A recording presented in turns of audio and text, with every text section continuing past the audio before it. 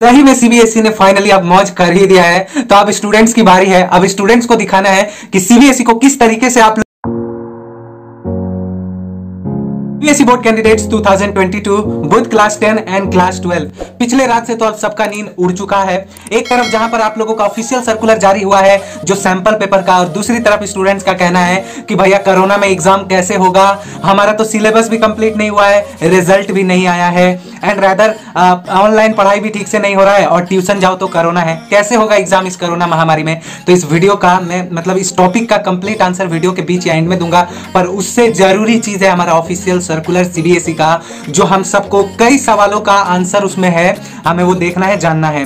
पहली बात आप सबको बता दूं कि कल से जैसे ही सैंपल पेपर आया है, स्टूडेंट्स काफी कोशिश कर रहे हैं सैंपल पेपर्स को खोलने के लिए। आप सब लोग मार्किंग, वहां पे एमएस लिखा हुआ है, पीसी लिखा हुआ है, देन माफी चाहता हूं पीसी बता रहा हूं, एमएस लिखा हुआ है, दैट इज मार्किंग स्कीम देखना चाहते हैं, अपना सैंपल पेपर्स देखना चाहते हैं, बट वहां पे अगर आप डाउनलोड करते हो तो लिखता है कुडंट डाउनलोड। अब वो डाउनलोड नहीं हो पा रहा है, ऐसे में आप लोग देख भी नहीं पा रहे कि क्या है मार्किंग स्कीम, और मार्किंग स्कीम आपको समझ में भी नहीं आ रहा है। रादर उसमें आपकी कोई फॉल्ट नहीं है, वो सीबीएसई का जो वेबसाइट है उस पर अभी ठीक से डेटा मतलब अपडेटेड नहीं है, उसके वजह से प्रॉब्लम हो रहा है। आपको टेंशन नहीं करना है, एंड कुछ देरी में वो फिक्स हो जाएगा, तो सब लोग आप लोग देख पाइएगा, मत घबराओ, ठीक है ना। पर वो बहुत सारे सवालों का जवाब दे दिया कल का चीज।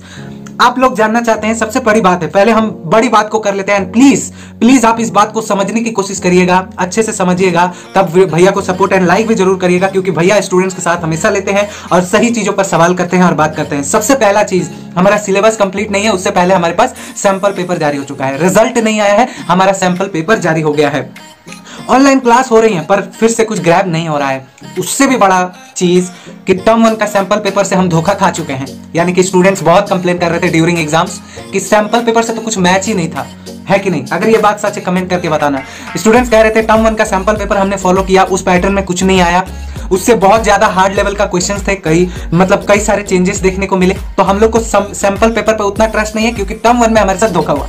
अब टर्म 2 में सैंपल पेपर जो है उसको हमें फॉलो करके आगे चलना है। अब आप में से कई सारे स्टूडेंट्स हैं जो कह रहे कैसे एग्जाम होगा, क्या होगा। तो मैं एक चीज आप लोगों को बताता हूं।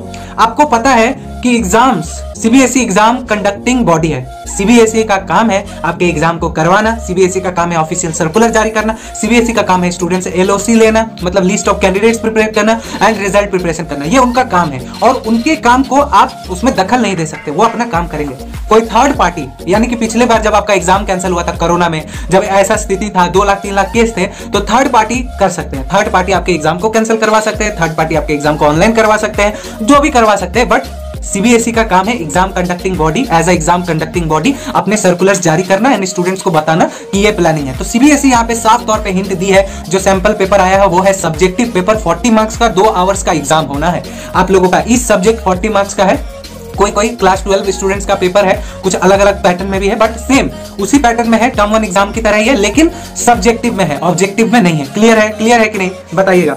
तो यहाँ पे मेन बात है कि सीबीएसई अपना काम अब कर चुकी है, अपना काम बनता भाड़ में जाए जनता, क्योंकि उनका जो काम था वो कर रहे हैं, है ना। उनको जो करना है, लाइक उनका सैंपल पेपर आउट करना, एग्जाम के पैटर्न को बताना, डेट शीट देना, ये उनका काम रहेगा।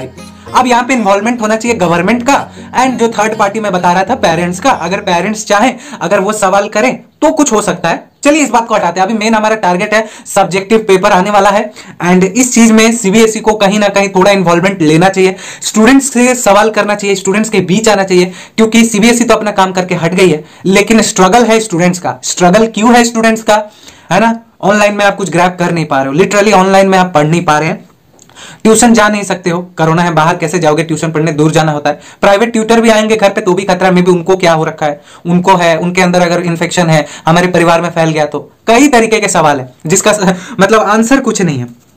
तो आप लोग एक चीज जान लीजिए, ये चीज समझ लीजिए कि सीबीएसई ने जो बात कहा था उसने कर दिया, कि हम फरवरी तक अपना वेट करेंगे, मतलब वो जो भी करना है करे, पर अब हमें घसीट के एकदम फुल माफी चाहता हूं, फुल जनवरी फाड़ के पढ़ना है सब्जेक्टिव पेपर। देखो एक चीज याद रखना, सब्जेक्टिव पढ़ने का बहुत फायदा है, आप लोग ऐसा सोच रहे हैं कि बहुत ज्यादा डिफिकल्ट हो जाएगा, ये हो जाएगा, हो जाएगा, बट सब्जेक्टिव पढ़ने से आपका एमसीक्यू भी कंप्लीट हो जाएगा। आप अगर 5 नंबर का एक क्वेश्चन आंसर याद कर ले रहे हैं तो उसमें आप बहुत कुछ कवर कर ले रहे हैं। उससे बेस अगर कुछ भी आएगा तो आप तुरंत उसे कवर कर पाएंगे एंड एमसीक्यू बेस अपना आराम से आप दे पाएंगे। हालांकि अब मैं नोट्स वगैरह अब और नहीं रखूंगा, जितना हो सके आपको जो नोट्स वगैरह चाहिए जो सब्जेक्ट में, जल्द से जल्द कमेंट करिए, हम आपको प्रोवाइड करना शुरू करते हैं। एंड बहुत ही मेहनत करना है, सबका अपना अपना काम होता हुआ जा रहा है, अब अपना काम भी निकालना है ना। तो सीबीएसई ने तो मौज कर ही दी है अपना सारे वो लोग काम करके, बट आप रिलैक्स रहें, काम डाउन, अभी बहुत समय है, मार्च के बाद ही होना है एग्जाम्स, मार्च एंड के बाद ही, जो कि चला जाएगा लगभग अप्रैल तक। मिलते हैं फिर अगली अपडेट में, अपना ख्याल रखें। और मेरे सवाल में कहीं गलती हुई होगी, सीबीएसई अगर वीडियो देख रहे हैं तो जरूर सोचिए, एक बार बच्चों के बीच में उनका सिचुएशन कंडीशन जाने, तब कुछ एक्शन ले, और बच्चों अगर मेरे सवाल में कोई गलती हुई होगी तो माफ कर देना। मिलते हैं।